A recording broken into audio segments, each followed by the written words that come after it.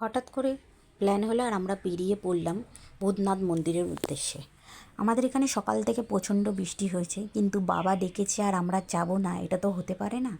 বৃষ্টি হওয়ার কারণে এই লাইনে দাঁড়িয়ে আছি আর একটু চারদিকে দেখছি।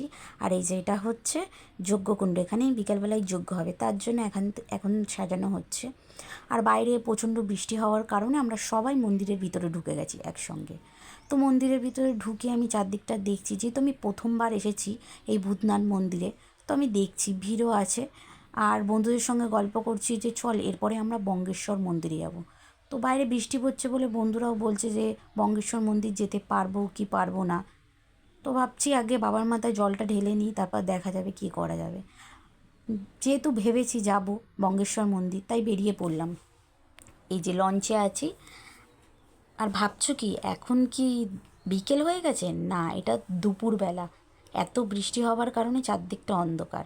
এই যে চলে এসেছি আমরা বঙ্গেশ্বর মন্দির। এই বঙ্গেশ্বর মন্দিরের মূল আকর্ষণ হলো 51 ফুটের শিব মূর্তি, যার 4টে মাথা আছে। আর এই বঙ্গেশ্বর মন্দির হাওড়ার শালকিয়াতে অবস্থিত। তার সঙ্গে এখানে দেখতে পাবে সোমনাথ, কেদারনাথের মতন 12টা মন্দির।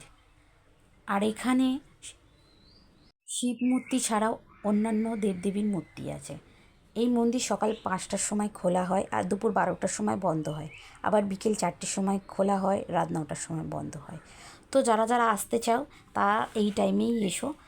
আর প্লিজ সবাই একবার ঘুরে যেও ওই মন্দিরটা থেকে। আমার তো ভীষণ ভালো লেগেছে এবং মন প্রচণ্ড শান্ত হয়ে গেছে।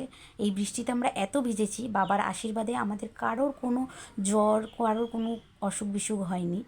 তো আমি চেষ্টা করব এই মন্দিরে যখনই সময় পাবো তখনই আসার, কারণ আমার বিশেষ করে ভালো লেগেছে এই মন্দির।